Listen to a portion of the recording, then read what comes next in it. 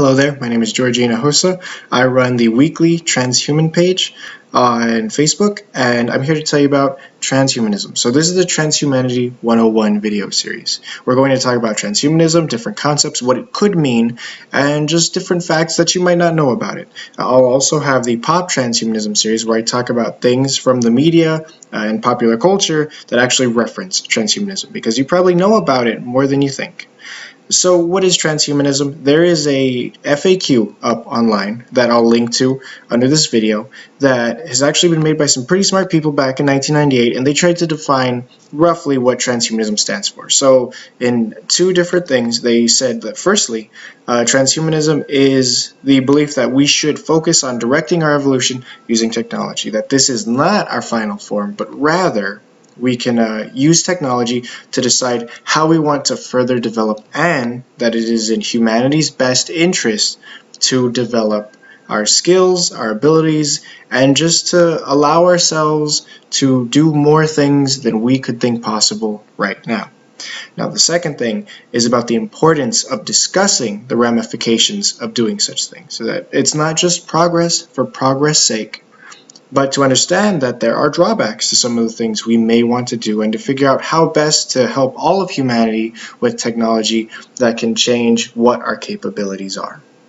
So you can definitely check that out. There's some pretty smart people again that helped put that together, and I will probably talk in detail about some of those smart people. Now, so you know, here's some people you should probably keep an eye on in reference to transhumanism. Maria Konovalenko is a researcher who deals a lot with anti-aging, just like Aubrey de Grey. Both of them are trying to figure out how to make it so that our cells don't deteriorate as much when we age, so that we can live longer and healthier as the decades go on. There's also Nick Bostrom, Natasha Vita-Moore, and Max Moore, and they've worked on the transhumanist FAQ. Some of them are designers, and some of them are philosophers and futurists.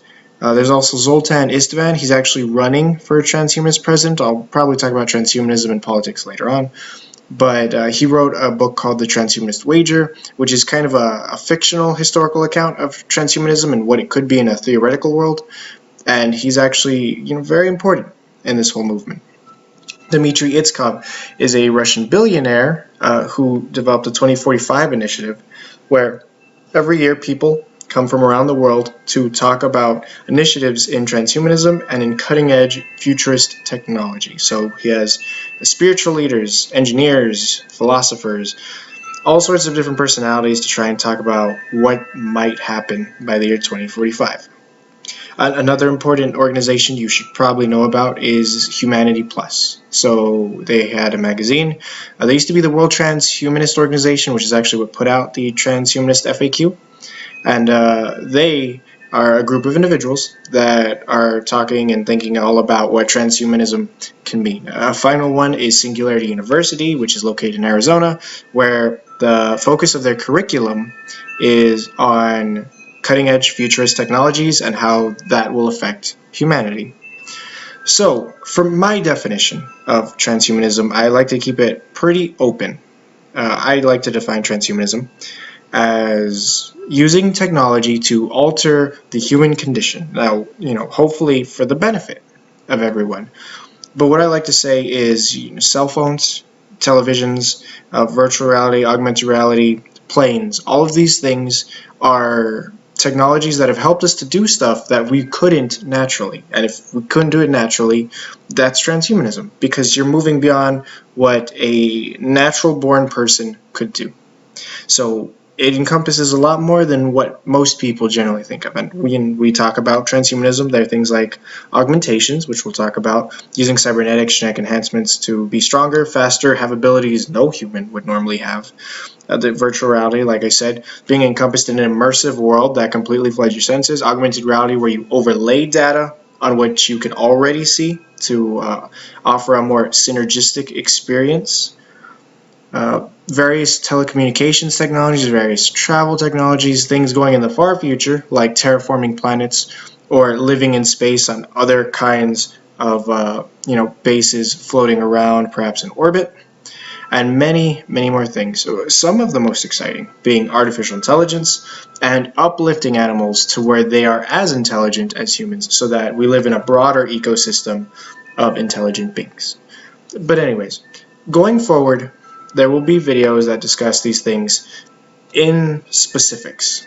But for now, all that's important is that you check these things out. Check out all the links I post. If you're so interested, you can follow my page again on Facebook, The Weekly Transhuman, and you can watch these videos as we put them out. Because what I want to make sure is, for people who've never heard about transhumanism, some of it can get very complicated. There's a lot of science behind these things. And if you're not naturally a very smart researcher or a scientist, and you're like me, where you're a regular person who's interested in what these things could mean for the future of humanity, I'm going to do my best to communicate them to you and the possibilities they present in a way that's understandable. But for now, just remember one thing. You don't have to love transhumanism, although I prefer it, but I want you to know about it because it's going to happen eventually, and I want us to be able to talk about it. So for now, thank you very much for joining me. My name is Georgina Hosa again, and I look forward to talking more to you in the future.